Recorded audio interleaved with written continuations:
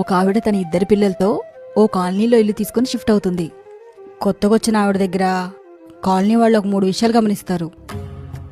1, ఆవిడెప్పుడూ పల్చని బట్టలు ధరిస్తుంది. 2, ఎప్పుడూ మంచి సువాసనతో కూడిన పర్ఫ్యూమ్ కొట్టుకుంటుంది.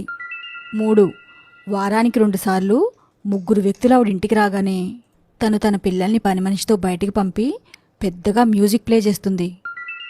ఇవన్నీ చూసిన కాలనీ వాళ్ళు ఆవిడ క్యారెక్టర్ గురించి నలుగురు 4 విధాలుగా మాట్లాడుకుంటారు. ఓ రోజు హఠాత్తుగా ఆవిడ చనిపోతుంది. ఇక కాలనీ వాసులు ఆవిడ క్యారెక్టర్ ఎలా ఉంటే ఏంటి, ఆవిడ కూడా మనలా మనిషే కదా అని అనుకుంటూ చివరి చూపు చూడ్డానికి ఆవిడింటికెళ్తారు. అక్కడ తరచుగా ఆవిడింటికొచ్చే ఆ 3 వ్యక్తులు కూడా ఉంటారు. వాళ్ళని చూసిన కాలనీ వాసులకి ఆత్రం ఆగక, మీ 3 ఎవరు, ఈవిడికేమవుతారు, మీరు రాగానే పిల్లలు బయటికెందుకెళ్తారు, వాళ్ళెళ్ళగానే ఎందుకు పెద్దగా మ్యూజిక్ ప్లే చేస్తారు అని ఆరా తీస్తారు. ఆ ప్రశ్నలకు ఒకతను సమాధానం ఇస్తూ, చనిపోయిన ఆవిడ మా వదిన గారు. మా అన్నగారు కొన్ని నెలల క్రితమే చనిపోయారు.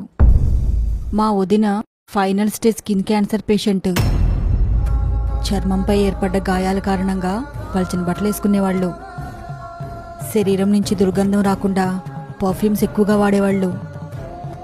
నాతో పాటు వస్తున్న 2 వ్యక్తుల్లో ఒకతను లాయరు. వదిన ఆస్తి పంపకాల డాక్యుమెంట్స్ ప్రిపేర్ చేయడానికి వచ్చేవాళ్ళు. ఇంకో అతను స్కిన్కి లేహ్యం పెట్టే ఆయుర్వేదిక్ డాక్టరు. స్కిన్కి లేహ్యం అప్లై చేసినప్పుడు ఆ మంటకి వదిన అరుపులు వింటే పిల్లలు తట్టుకోలేరని వాళ్ళని పని మనిషితో బయటికి పంపేవాళ్ళం. ఇక ఇంటి బయట వాళ్ళకు కూడా వదిన అరుపులు వినపడకుండా ఉండాలని పెద్దగా మ్యూజిక్ పెట్టేవాళ్ళం అని చెప్పగానే ఆ కాలనీవాసుల మొహాలు చిన్నపోయి నోర్లు మూతపడతాయి. అయ్యో, అనవసరంగా ఇన్ని రోజులు ఒక వ్యక్తి క్యారెక్టర్ గురించి తప్పుగా ఆలోచించాం కదా అని సిగ్గుతో తలదించుకుంటారు.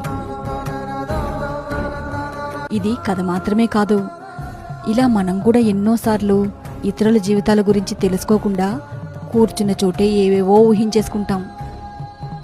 అది చాలా తప్పు. ఎవరి జీవితాల్లో ఎలాంటి సమస్యలున్నాయో మనకు తెలియనప్పుడు వాళ్ళని జడ్జ్ చేసే అధికారం మనకు అస్సలు లేదు. అందుకే అంటారు, don't judge A book by its cover అని. సరే అమ్మా, మాకు తెలియని వాటి గురించి జడ్జ్ చేయమని మాటిస్తున్నాము.